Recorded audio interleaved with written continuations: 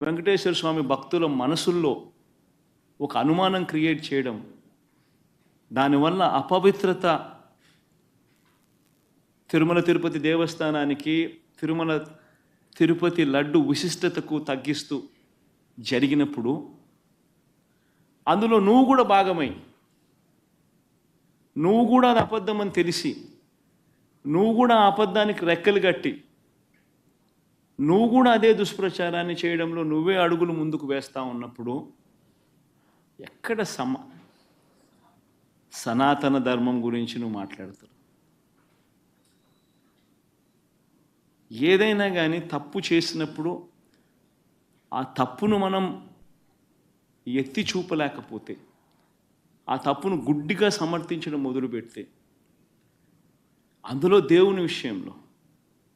సనాతన ధర్మం అని చెప్పి మనం చెప్పుకోవడం ఎంత మటుకు ధర్మం?